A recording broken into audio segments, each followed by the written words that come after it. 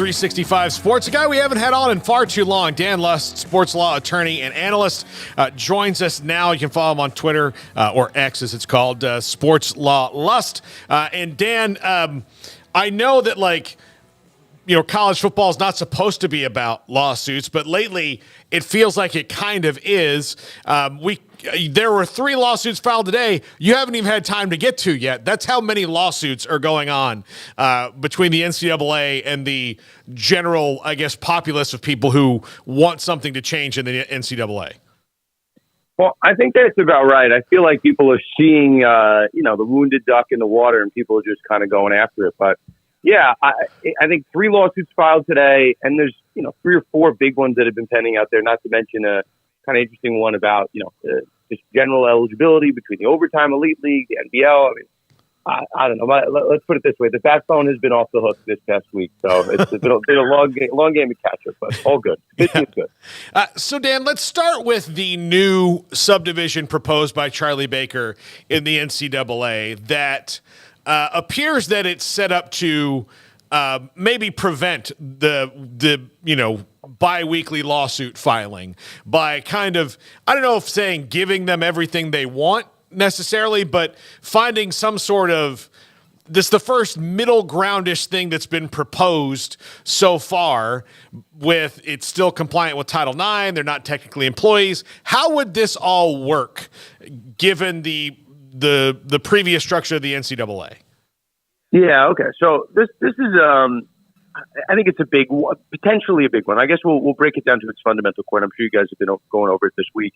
I mean, at a baseline, what this is, I think a response to the SEC, the Big Ten, Big 12, these threats from conferences that they may or may not leave the foundation that is the NCAA. Like, there is nothing in the law that prevents, for example, like the SEC to get up and leave and not be part of the general framework of college sports. Greg Sankey has said as much in his comments the past couple of days, the commissioner of the SEC. So the proposal by Charlie Baker is basically to create, we'll call it the super conference, but under the NCAA's roof. And it's a way to say, hey, if you are a have, you can opt in to this new program. The have-nots will stay back, the group of 5 schools that don't want to spend the money but want to stay in Division I. And those haves can opt in, and they can create the rules. The NCAA is basically saying, they're not saying schools can pay athletes directly. They're saying all bets are off. Whatever these schools that opt in, they can come up with the rules, including a rule as crazy as schools can pay athletes. So it's a way to create the structure under the NCAA. So you don't have these power conferences, power schools threatening to leave this framework and take those dollars off the table when it comes to the NCAA. So what would have to happen for this to get done, and what is realistic given? Again, there's lawsuits out there about players being employees, antitrust, all of that, including, the framework of trying to fit it into Title IX as well, which seems like maybe one of the trickier parts. I mean, how realistic is it? I've seen a lot of blowback from that Baker proposal. And I think, some of the conference commissioners have noted that they weren't looped in on it. You have to just think logistically what would take care. It's got to get approved. So that's number one, right? And the schools, conferences, the chancellors all have to be on board, which I'm not sure they have at this point. But beyond that, let's just talk logistically. You have to have a period for the schools to opt in, right? And then after that, you have to have a period for the schools to come up with the rules. And remember, once upon a time when there were schools and commissioners and trying to get these task force where they were trying to come up with a version of NCAA NIL back in 2019. So between end of 2019 and July 1 of 21, the NCAA had put together this task force to come up with NIL rules specifically for this purpose. And it took 2 years and they couldn't get it done. And by the time they got close, obviously I was on with you guys way back when, Supreme Court Alston decision kind of, threw those plans in the trash. So it's at least a year process to get this thing done. But, I guess the other complicating part, not to make this even more complicated, but if you have a conference where there's a really big divide between the have and the have-not, and I have no sourcing on this, but, for example, Vanderbilt versus an Alabama, there's a world where maybe Vanderbilt doesn't want to go into this, what I'll call super conference. And what happens to the conference divide? What happens to the TV schedule? So a lot of complicated unwinding that has, we're not quite sure how it's going to shake out yet. So hard to figure out a time frame at this stage. Dan, is this just Charlie Baker trying to, throw something out there and kind of get the conversation kicked down the road a little further, kind of a fire starter? Or how do you view this attempt in general by Charlie Baker to get this conversation going forward? Yeah, that's the right question to ask. Why now? Why this of all time? So, Charlie Baker's coming in. This is his first big chess piece move as conference commissioner. And, I've watched most of these federal NIL hearings. We've had about 10 since the NIL law first was passed, or July 1 of 21. And Congress keeps pressing the chancellors, conference commissioners, and even Charlie Baker. What are you guys doing? You're asking for a bailout, right? You're asking for a federal law. You're asking for an antitrust exemption. What are you doing to deserve it? Because it seems a lot like to us that you're sitting on your hands and doing absolutely nothing while letting, the wild, wild west kind of go out there. The sheriffless, there's no laws. People in schools do whatever they want. And I think this is Baker's response to that. I think this is going to be Baker next time he gets in front of a microphone in front of Congress. He'll say, this is our plan. We have a real plan to get this done. And no one can yell at us as the NCAA any longer for these archaic rules, because we're going to allow the schools to modernize the rules themselves. So in that sense, I think it's a smart move by Baker, and he'll put the blame directly on the schools and the conference commissioners and all those debates. Like, why is Alabama in the same conference, as not to pick I have small schools where I'm from in New York, New Jersey, Monmouth University. Why are those both Division I programs? So I think that's really the divide here. And I think Baker, he can't solve all the problems in one shot, but I think this checks a lot of boxes. Not quite there, and I'm not sure how realistic it is. But the proposal itself does make sense. We'll see if it gets passed. But yeah, definitely a revolutionary proposal. So, Dan, how does it ward off any of the revenue? I mean, I guess revenue sharing would be the next thing. If they decide they can pay athletes whatever they want, then they have to figure out where that money comes from. But revenue sharing, athletes as employees, like, how does this stave off any of that?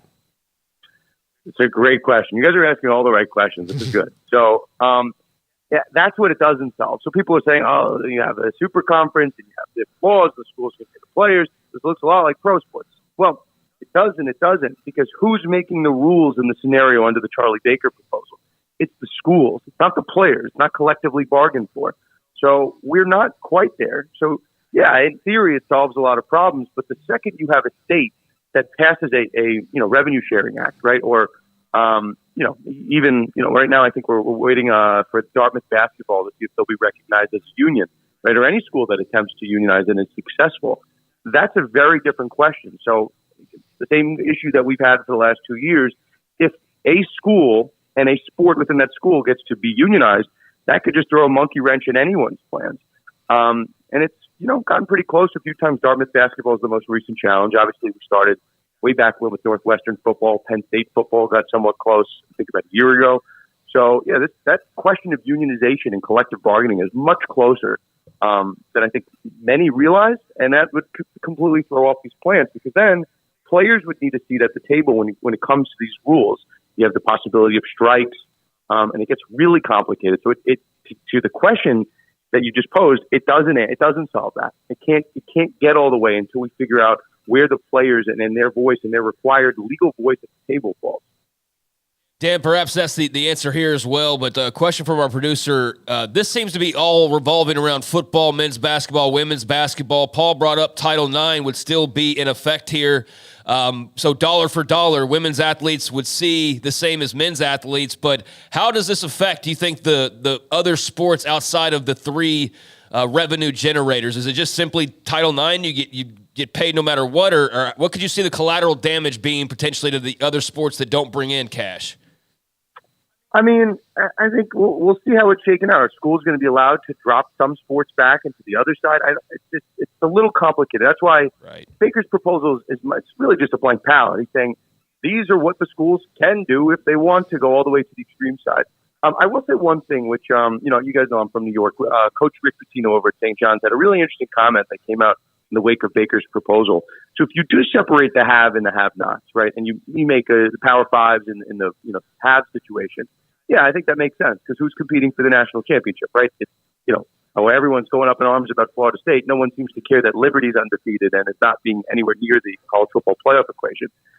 That's fine for football because we know the Power Five are the ones that are competing for the national championship. Now, when it comes to basketball, very different equation. If you separate the have and the have-not, and they're not competing any longer for the same national championship, you're getting rid of all those mid-major schools for basketball, we don't have something resembling March Madness anymore. So it impacts basketball in a very different way that it impacts football. So, in this day and age, we tend to group together football and basketball. But for purposes of this conversation, yeah, this makes a lot of sense for football to separate the have and the have-nots. But do we really want to kill March Madness, and with everything else going on? So I've yet to see a solution of how you save college basketball in its core. And I know, obviously Baylor is a huge basketball school. But there's ramifications to Baker's proposal. Yes, it makes sense. It looks good. We can worry about Title IX as well. But basketball is not going to resemble the same come March if Baker's proposal is approved. So, Dan, there are, and we talked about it earlier, you haven't read all the antitrust lawsuits yet, and some of them are about different things. Some of them are about transfer portal, some of them are about like all those different, variables. So how does the NCAA keep an antitrust exemption with all this stuff going on? Well, they don't have one yet. I mean, the question is whether the federal government wants to give it to them, and they're really getting nice from all ends of the equations. It's funny. I just wrote an article. It should come out probably next week about this overtime elite. How some kids are being given status. They go to overtime elite instead of going to college for the first year, and then they want to try to go to the NCAA, and the NCAA is picking and choosing who they don't want to allow eligibility to. But to the question you just asked, it's like, if you let the schools come up with all of their own rules, but they're still renting a space in the NCAA's house, but the NCAA doesn't get to call the rules. Let's pretend for our purpose, the conference is 18 years old. They can come up with their own rules, right? All this stuff. It's still a question of like free competition. Do we want to allow the schools to compete against themselves?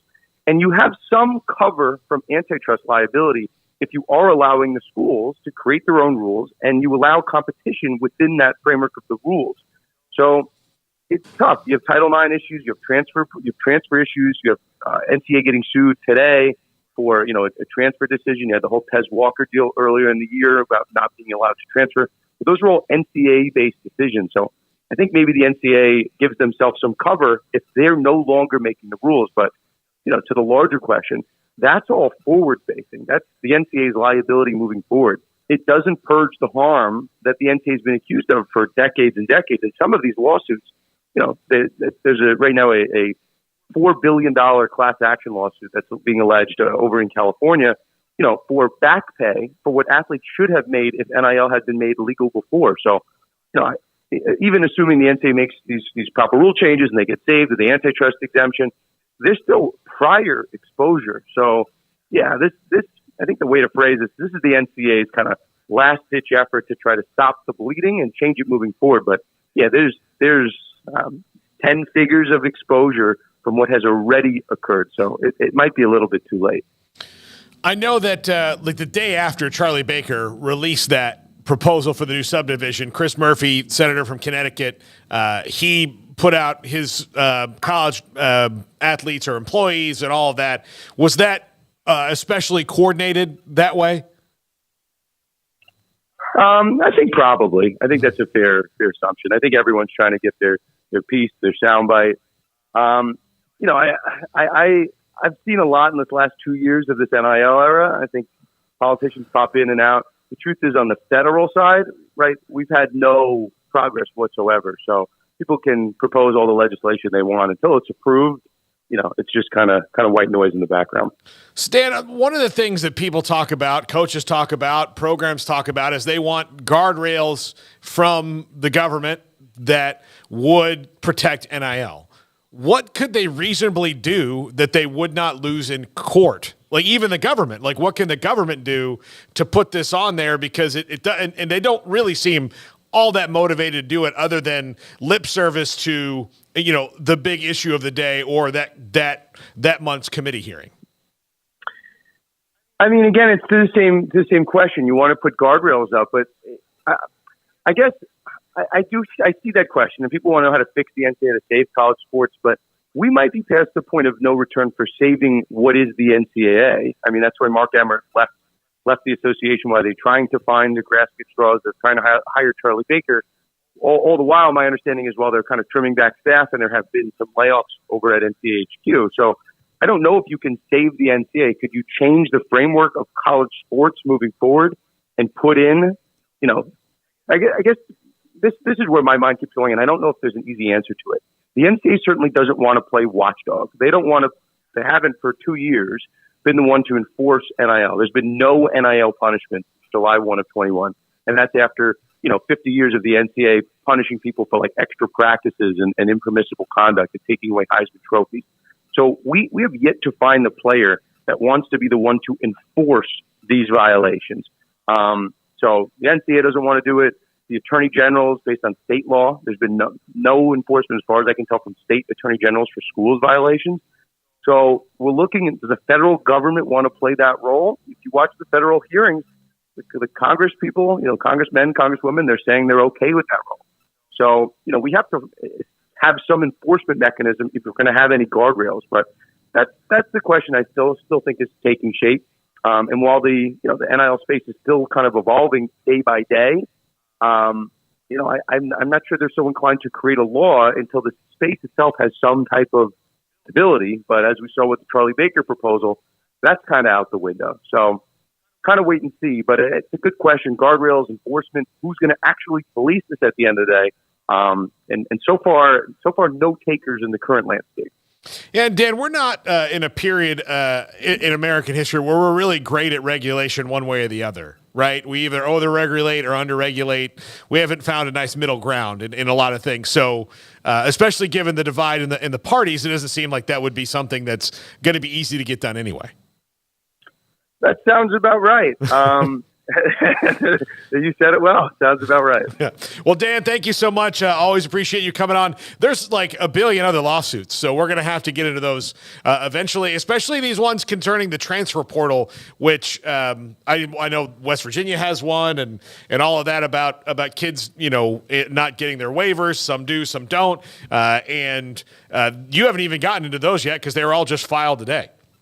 I'm making my way alphabetically through the state lawsuits to go one by one. West Virginia's toward the bottom. No, we'll make our way there. It's crazy. It's just there's explosions everywhere you look. But as I said at the top, busy is good, and I will never complain about that. Dan Luss, sports law attorney. Thanks a lot, Dan. Thanks, guys. Yeah, an old friend of the show. We had him on back when we were still.